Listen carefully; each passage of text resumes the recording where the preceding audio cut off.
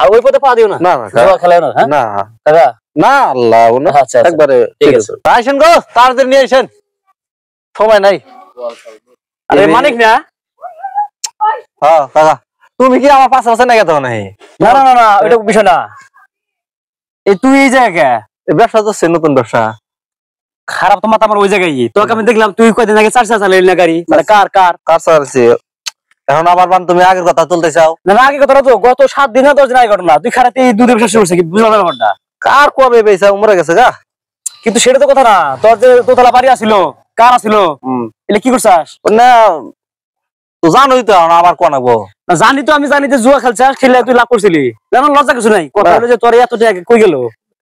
টিয়া কাকা, অন্য টিয়া মনে করো 75 করে আইসা 75 করে যাও না কজবো। আমি এই ব্যবসা ধরছি আর অন্যতে যাম না। তোকে আমি কইছিলাম মানে এই যে চাকরি কিন্তু ভালো না, যে পরিশ্রম করে টাকাটা যায় আসবো, ওইটার মধ্যে কি শান্তি পাবি? ওটার মতো শান্তি তুই তখন তো মানছিলি। মানুষ গিয়ে করে কছেন, আগের দিন আমি চালাইলাম এক্স বুলেট, পরের দিন কার কিনলাম। তুমি তো আসতে চাইছিলাম। ঠিক আছে, ওই স্মৃতি কিন্তু মনে পড়ে। মনে পড়ে যে লোভ দেখাইছিলি। আমার বউ তো মাসে বাইতে খালি করছে, খালি করছে যে আইরে এই মানিক তোমার বাইতে কি না কি করে আইলো। দুইটা বাড়ি করছে, দুইটা বিয়ে করছে, গাড়ি গেছে দুইটা, আর তুমি কি করলা? এখন তো এই যে পুঁজি আমার মহাজনে মালটা দেই, পুঁজিও তো নাই, আমি কম গিয়ে করে আর কোয়ারি। তাহলে এটা কি? এটা সব মহাজনের, আমি খালি কামলা দেই। এই দেখ, দিন শেষে কিন্তু তুই পরিশ্রম কিন্তু আইলি। এই পরিশ্রম করে যে লাভটা পাবি, আল্লাহ যে বরকত দিব, এটা কি তোর জুয়া মত দিব? না না, আর জুয়া খেলবি নাকি? না আর জীবনে খেলাম না। ওই যে কান ধরছি আমি, ভালো কান করে দাও। তোর বউ কি আছে? দুইটা না গেছে গা?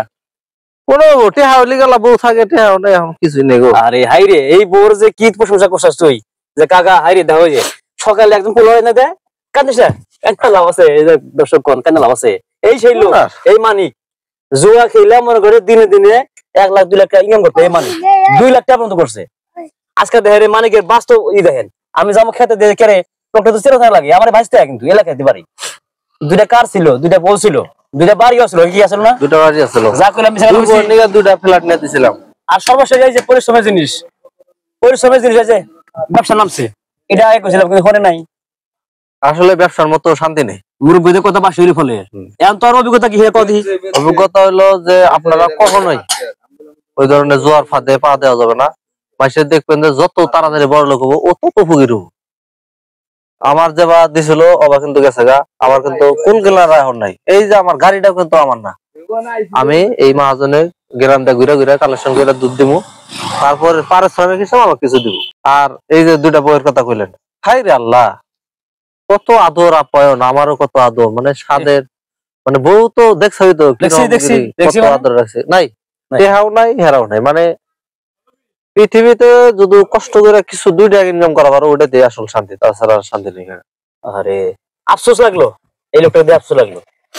বহু বলেছিলাম দিন শেষে সে পরিশ্রম ফিরে আসলো। আল্লাহ হেদায়েত করুক। সমস্যা চিন্তা করো না, বিয়ে শাদী ব্যাপার না, ওটা আমি আছি যেহেতু জীবিত, তোমার চাচা কামাই ইনকাম করো, দোয়া করেন জানি ভালো হবে। অবশ্যই অবশ্যই, যাকে খুশি ভালো লাগলো না যে তুমি ব্যবসা নামছাও, আল্লাহ বরকত দিক, দোয়া করি। হ্যাঁ, আর ওই পথে পা দিও না, জুয়া খেলায় না। হ্যাঁ না কাকা, না আল্লাহ একবারে ঠিক আছে, যাও গা। হ্যাঁ, ব্যবসার ক্ষতি করলাম। আনন্দ।